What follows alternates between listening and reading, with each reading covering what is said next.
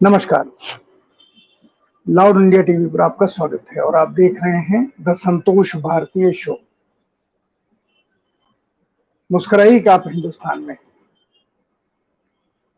Supreme court के कुछ observation देश के मानस को, देश की सभ्यता को गर्व करने वाले होते हैं और कुछ ऑब्जर्वेशन शर्मनाक की श्रेणी में आ जाते हैं, जिस पर नारी संगठन उनसे इस्तीफा मांगते हैं।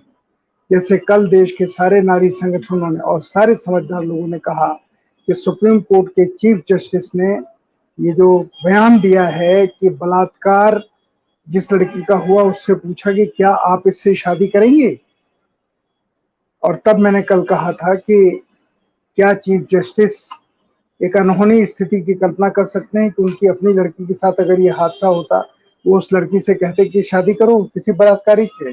कोई भी फैसला करने से पहले अपने ऊपर उस फैसले को डाल करके देखना चाहिए कि देश के लोगों के ऊपर इसका क्या असर पड़ेगा। लेकिन आज सुप्रीम कोर्ट ने जो किया वो कमाल किया। उसमें 2 जज थे बेंच में और दोनों ने ये कहा, असहमति, विचार से असहमति रखने वाले, सरकार से असहमति रखने वाले देशद्रोही नहीं है। ये धर्मेंद्र राणा, एडिशनल जज, दिल्ली की अदालत, पटियाला हाउस की अदालत, उसमें धर्मेंद्र राणा ने दीप रवि को, जो दिशा रवि को लेकर के जो बयान दिया, उसकी सारी दुनिया में चर्चा हुई। और आज सुप्रीम कोर्ट ने उस चीज को दोहराया कि किसी भी विचार से असहमति रखने वाले लोग, यानी सरकार के विचार से असहमति रखने वाले लोग, देशद्रोह की धारा उनके ऊपर नहीं लग सकती, उन्हें जेल में नहीं डालना चाहिए। क्या ये खबर देश की सारी अदालतों में पहुंच गई है? क्योंकि अदालतों में बहुत सारे ऐसे मुकदमे चल रहे हैं जिसमें लोगों के ऊपर देशद्रोह की धारा लगी है, सिर्फ इसलिए कि वो केंद्र सरकार के विचारों से असहमति रखते हैं। बहुत लोग तो 8-8 साल से, 6-6, 5-5 साल से जेलों में हैं। आज सुप्रीम कोर्ट का ये फैसला अगर लागू होता है, जिसे सुप्रीम कोर्ट के फैसले को अब तक न लागू करने वाला नहीं माना जाता, ये माना जाता है कि जब तक सुप्रीम कोर्ट खुद अपना फैसला न बदले, अपना ऑब्जर्वेशन न बदले, तब तक वो फैसले के रूप में बना रहता है। क्या सुप्रीम कोर्ट का ये फैसला नीचे के कोर्ट के लिए एक नजीर का काम करेगा? क्या सारे जजों के पास ये खबर पहुंच गई है, लोअर कोर्ट के जज से लेकर के और हाई कोर्ट और सुप्रीम कोर्ट के जजों तक, कि सुप्रीम कोर्ट का ये कहना है कि विचारधारा से असहमति देशद्रोह नहीं है, उसे जेल में नहीं डालना चाहिए? मेरी समझ से ये बहुत महत्वपूर्ण फैसला है और ये फैसला इस देश में लोकतंत्र को मजबूत करने के काम आएगा। हालांकि जिस तरह की सरकार ने नियम बनाए हैं, खासकर इंटरनेट और सोशल मीडिया को लेकर जो कानून बनाए हैं, उसको सुनिए। जब ये बातचीत हो रही थी, सुदर्शन टीवी के ऊपर सुप्रीम कोर्ट में बहस हो रही थी, तो हमारे माननीय अटॉर्नी जनरल ने ये कहा था वहां पर कि सर, मिलॉर्ड से, बेंच से कहा था कि टीवी तो हमारे कंट्रोल में है, इस सोशल मीडिया कंट्रोल में नहीं है, इसको कंट्रोल में लाने का आदेश दीजिए। सुप्रीम कोर्ट ने उसे सुनकर अनदेखा कर दिया। क्या अब सुप्रीम कोर्ट सरकार के इस फैसले के ऊपर एक तरफा सो मोटो अपने आप नोटिस लेगा, जिसमें सरकार ने कहा है कि ये कमेटी, ये सजा, ये दिखाना, ये नहीं दिखाना, ये देश प्रेम है, ये देशद्रोह है, आदि आदि जो बातें सरकार ने एग्जीक्यूटिव ऑर्डर में कही हैं, क्या सुप्रीम कोर्ट उसके ऊपर नोटिस लेगा? बहुत ध्यान से इसके ऊपर नजर रखने की जरूरत है। अगर वो नोटिस लेता है तो हमें ये मानना चाहिए कि सुप्रीम कोर्ट इस देश के लोकतंत्र को बनाए रखना चाहता है, और नोटिस नहीं लेता है और सरकार के इस एग्जीक्यूटिव ऑर्डर को ही कानून के रूप में तब्दील होने देता है, क्योंकि सुप्रीम कोर्ट खामोश रहेगा तो बिना कानून बनाए ये एग्जीक्यूटिव ऑर्डर कानून के रूप में इस्तेमाल होगा।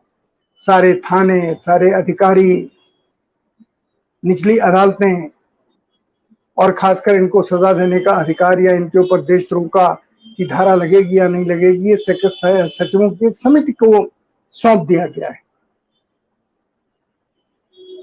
इस स्थिति को देखने की जरूरत है कि अगर कोई पीआईएल डालता है या सुप्रीम कोर्ट अपनी तरफ से इसके ऊपर ध्यान देता है कि नहीं देता। ये बहुत महत्वपूर्ण है, बहुत महत्वपूर्ण है, आपको देखना चाहिए और इसके ऊपर नजर रखनी चाहिए। और अगर आप अखबारों में लेटर टू एडिटर लिखते हैं या टेलीविजन के ऊपर कोई बात करते हैं या सोशल मीडिया पर करते हैं, तो इस बात को सुप्रीम कोर्ट के जहन में ले आइए, क्योंकि हम नहीं जानते कि सुप्रीम कोर्ट के लोग क्या चीज देखते हैं। क्या वो दरबारी चैनल देखते हैं, कुछ तो समाचारों के लिए देखते होंगे, या अखबार पढ़ते हैं। उनके ध्यान में ये बात लाई कि सारा देश इस चीज से चिंतित है, बहुत महत्वपूर्ण। दूसरा, किसानों ने, सरकार और किसानों के बीच में एक कहावत चरितार्थ हो रही है, तू डाल डाल मैं पात पात। सरकार ने किसानों के ऊपर कृषि कानूनों को लाद दिया और घोषणा कर दी कि वो इनको वापस नहीं लेंगे, क्योंकि उनका मानना है कि ये कानून किसानों के हक में है। और किसान समझ नहीं रहे हैं, क्योंकि लोग उनको बरगला रहे हैं। कौन बरगला रहा है? इतनी बड़ी सरकार जिसके 18 करोड़ मेंबर हैं अकॉर्डिंग टू गूगल। जाहिर है अमित शाह जी के कहने से 18 करोड़ की संख्या आई है, और ये मेंबरशिप पैसे देके नहीं हुई है, ये मेंबरशिप हुई है मिस कॉल के जरिए से। तो जिस पार्टी के 18 करोड़ सदस्य हों, वो इन कृषि कानूनों के समर्थन में एक रैली न कर पाई हो, एक जिले में एक मीटिंग न कर पाई हो, उसके सांसद गांव में नहीं जा पा रहे हैं, गांव में जाकर के कृषि कानूनों को समझा नहीं पा रहे हैं। केंद्रीय सरकार के मंत्री संजीव बालियान 3 दिन घूमे अपने क्षेत्र में अमित शाह के निर्णय के बाद, और एक भी गांव में वो घुस नहीं पाए।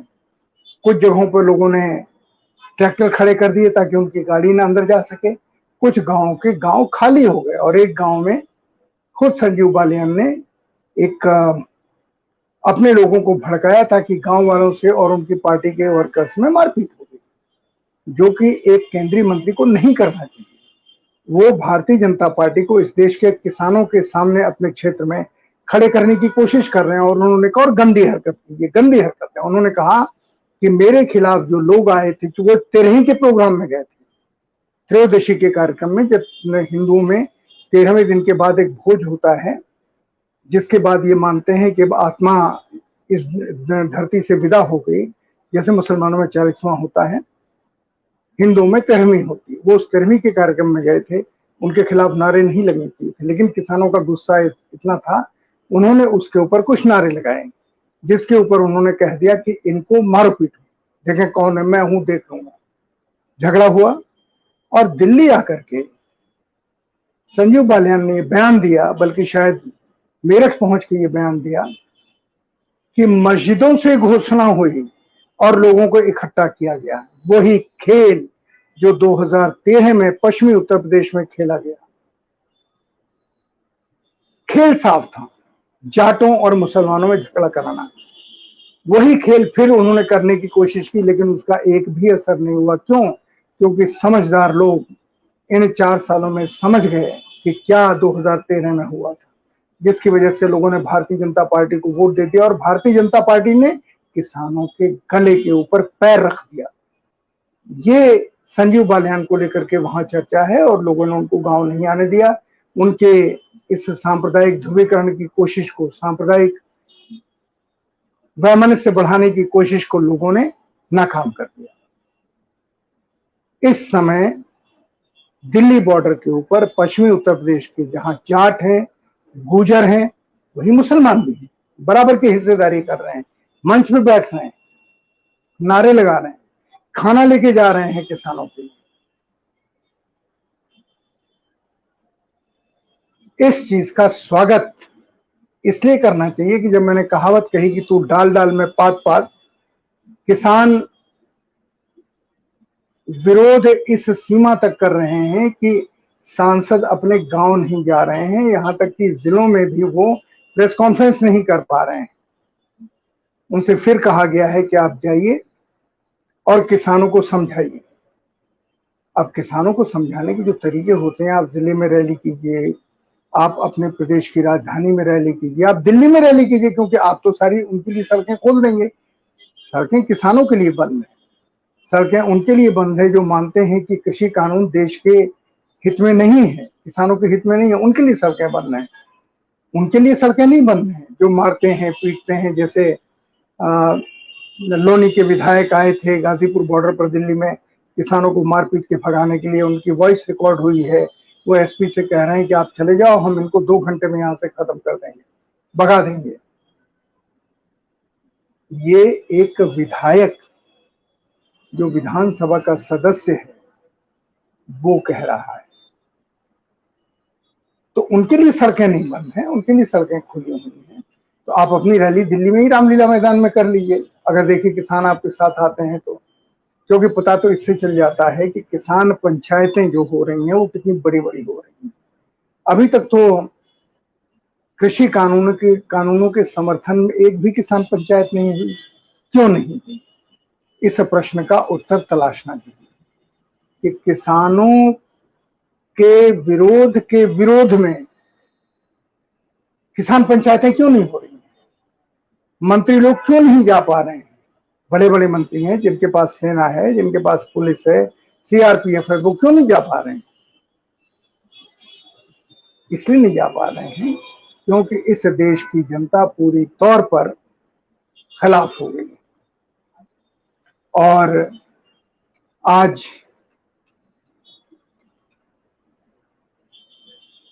ये मैं आपको याद दिलाता हूं, 8 तारीख को अंतर्राष्ट्रीय महिला दिवस है। सारे देश में महिलाएं किसान आंदोलन के समर्थन में धरना देंगी, प्रदर्शन करेंगी, मंच का संचालन करेंगी। और 15 तारीख को किसान मजदूर मिलकर के देश के सारे और ये संगठित मजदूर है, संगठित मजदूर और किसान मिलकर के प्रदर्शन करेंगे, आंदोलन करेंगे। उस दिन सड़कें भी रोकेंगे। क्यों? क्योंकि उनका कहना है कि ये कॉरपोरेट इस देश को बर्बाद करेंगे। वो एंटी कॉरपोरेट डे है। और यही अंबानी जी और अडानी जी की चिंता की बात है। अडानी जी हर जगह, कल अभी परसों हमारे देश में एक आह्वान हुआ हमारे देश के सबसे बड़े नेता के द्वारा कि बंदरगाहों के ऊपर आप इन्वेस्ट कीजिए। इस देश में बंदरगाह बनाना बहुत जरूरी है। और आज अडानी जी ने आंध्र के बंदरगाहों को खरीद लिया।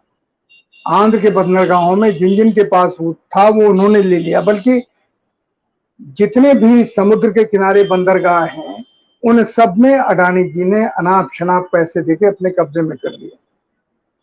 अन्न के गोदाम तो उनके कब्जे में है ही, कोयला तो उनके कब्जे में है ही है। बाहर से जो कोयला आता है वो अडानी जी की कोयला की खदानों से हिंदुस्तान में आता है। और हिंदुस्तान की कोयला खदानों का स्वामित्व 80% अडानी जी के पास है। आप चेक कर लो ना, मैं थोड़ी कह रहा हूं, ये तो सार्वजनिक तथ्य है। और अब देश का समुद्री किनारा, देश की जेटियां, देश के बंदरगाह, परसों आह्वान हुआ कि आप इन्वेस्ट कीजिए। और आज अडानी जी ने बहुत सारी जगहों पर पता नहीं कितने 100 अरब रुपए लगा करके उसको खरीद लिया। सरकार की मर्जी है, चाहे जिसको देश सौंपे जिसको न सौंपे। लेकिन आप किसानों से जो पंगा ले रहे हैं, इसी के विरोध में देश के किसान और मजदूर एंटी कॉरपोरेट डे मना रहे हैं। औद्योगिक साम्राज्य के खिलाफ किसानों और मजदूरों का एक संयुक्त अभियान एकता जाहिर करेगा 15 मार्च को। और ये दिन ऐसे हैं जो दिन धीरे धीरे नजदीक आते चुनावों के ऊपर भी कहीं ना कहीं असर डालेंगे। मेरा ये मानना है कि असम, बंगाल, तमिलनाडु जैसे प्रदेशों के चुनाव देश के विषयों का निर्णय नहीं करते, देश के सवालों का फैसला नहीं करते। लेकिन भारतीय जनता पार्टी ने बंगाल चुनाव को बना दिया है इस देश का किसान बनाम प्रधानमंत्री मोदी, या बनाम प्रधानमंत्री मोदी इसलिए कि वो भारतीय जनता पार्टी को कहीं कहते नहीं। भारतीय जनता पार्टी का जिक्र खुद प्रधानमंत्री नहीं करते हैं, अमित शाह नहीं करते हैं, भारतीय जनता पार्टी के अध्यक्ष नहीं करते हैं। वो तो मोदी बनाम सब कुछ है, तो ये मोदी बनाम हो गया है चुनाव बंगाल का। देखते हैं क्या नतीजा होगा, ये चुनाव के दिन पता चलेगा। पर इसके जवाब में किसानों ने क्या किया वो जानना बहुत जरूरी है। कल ही ये फैसला पार्टी की लीडरशिप ने लिया था कि सब सांसद जाएं और अपने लोगों को समझाएं। हालांकि पहला फैसला आज से 20 दिन पहले और लिया गया था, बजट सेशन की शुरुआत से पहले, लेकिन कोई भी सांसद अपने चुनाव क्षेत्र में गया ही नहीं। यहां तक कि जिले में जाके उसने प्रेस कॉन्फ्रेंस भी नहीं की। अब फिर उन्होंने फैसला लिया, तो आज किसानों ने क्या फैसला लिया? वो आज किसानों ने फैसला लिया है कि हम 15-15 किसान एक एक गांव में जाएंगे और 10-10 दिन रुकेंगे और पूरे गांव को समझाएंगे, जितने लोग भी वहां होंगे, कि ये कृषि कानून आपके हित के खिलाफ है, ये कृषि कानून किसान के खिलाफ है, ये कृषि कानून गांव के खिलाफ है। एक तरफ एक सांसद को ये जिम्मेदारी दी जाती है कि प्रेस कॉन्फ्रेंस करके लोगों को समझाओ, और दूसरी तरफ किसान तय कर रहे हैं कि हम 15-15 किसान एक एक गांव में जाएंगे और जाकर के वहीं पर 10 दिन रहेंगे और लोगों को समझाएंगे। देखिए, दोनों में जमीन आसमान का कितना फर्क है। पहला तरीका अंग्रेजों का तरीका है, कानून लागू कर दिया फिर उसको सही साबित करो, और दूसरा तरीका गांधी का तरीका है, कानून का विरोध कैसे करना है, जैसे हमने नोआखली में किया था, हर जगह शांतिपूर्ण अहिंसक सत्याग्रह, लोगों को समझाएंगे। तो लोगों को समझाने का काम भारत के किसान करने जा रहे हैं। ये फैसला आज हुआ। आपको ये नहीं बताएंगे हमारे दरबारी चैनल, क्योंकि दरबारी चैनल चाहते हैं कि आपके पास कोई जानकारी न पहुंचे। अगर जानकारी पहुंचेगी तो आप सवाल करेंगे तो कहीं ना कहीं बोलेंगे। कुछ लोग डर गए होंगे कि अगर हम बोलेंगे तो हमारे ऊपर क्या होगा, क्या नहीं होगा। उत्तर प्रदेश में पुलिस हर गांव में नोटिस भेज रही है, किसान कह रहे हैं भेजो नोटिस, कोई बात नहीं, देखेंगे नोटिस को।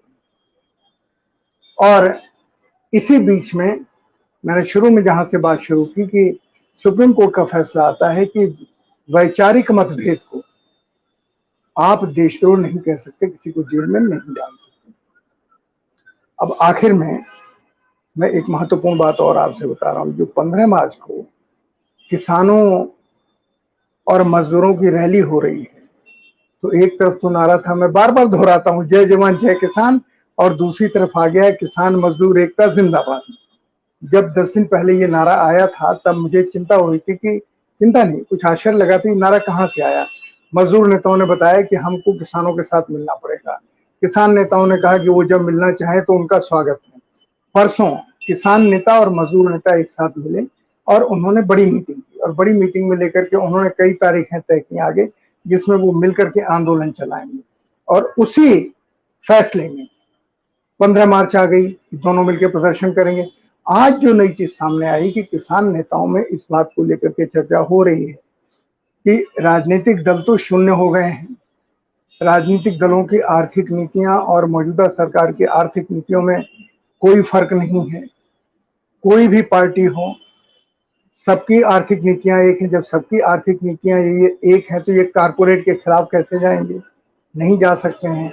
और कॉर्पोरेट, हिंदुस्तान का कॉर्पोरेट वर्ल्ड जो मल्टीनेशनल कॉर्पोरेट्स हैं उनसे जुड़ा हुआ है, वो उससे अलग नहीं जा सकते। वो उनका खेल यहाँ खेल रहे हैं।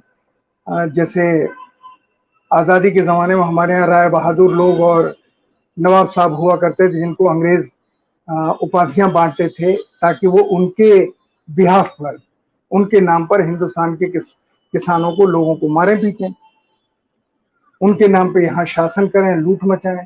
वही अब नए सिरे से हो रहा है। किसान अच्छी तरह इस बात को समझ रहे हैं कि हिंदुस्तान का कॉर्पोरेट वर्ल्ड में, दुनिया में बनने वाले नए आर्थिक साम्राज्य की नीति का प्रयोग भारत में करना चाहता है, और इसके खिलाफ किसान खड़े हुए हैं।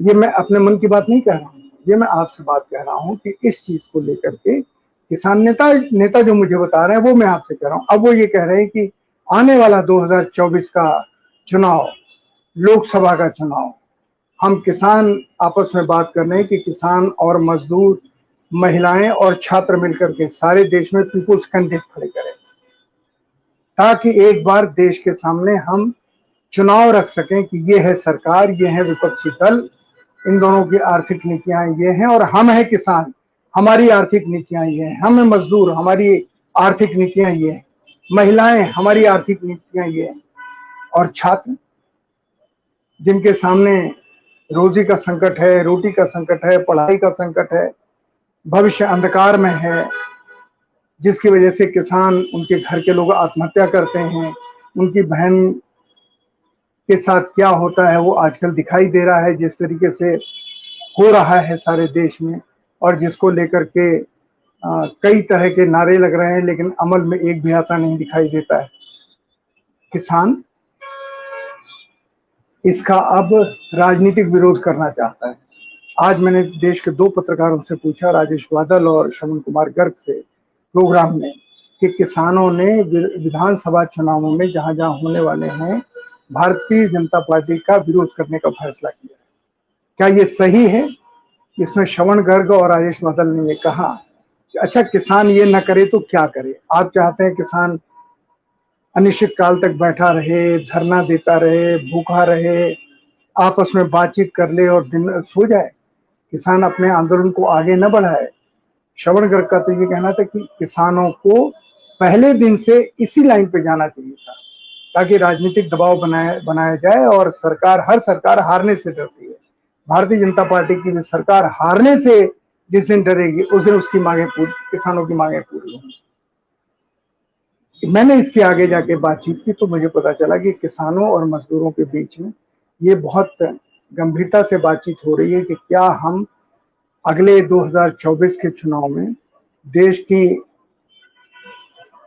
लोकसभा की सभी सीटों के ऊपर पीपुल्स कैंडिडेट खड़ा करें, जो दल विहीन हो लेकिन मुद्दों के ऊपर आधारित हो। मुझे नहीं पता इसका क्या होगा, लेकिन आज मैं आपको पहली खबर दे रहा हूं। टेलीविजन चैनल आपको ये खबर नहीं देंगे, दरबारी चैनल भी नहीं देंगे, लेकिन देश में एक नए राजनीतिक बिहान का, एक राजनीतिक सुबह का, एक नए सोच का, एक नई अंगड़ाई का प्रस्फुटन होने वाला है। आप उसका स्वागत करें तो आपकी मर्जी, आप उसका विरोध करें तो आपकी मर्जी, लेकिन स्वागत करेंगे तो देश की जनता के साथ आप खड़े होंगे, और विरोध करेंगे तो देश की जनता के खिलाफ खड़े होंगे। तय आपको करना है। मैं आज का प्रोग्राम समाप्त करते हुए आपसे आखिर में वही कहना चाहता हूं कि आप मुस्कुराइए, और मुस्कुराइए सवेरे उठ करके उन सबको देखकर जो आपसे पहली बार मिलते हैं।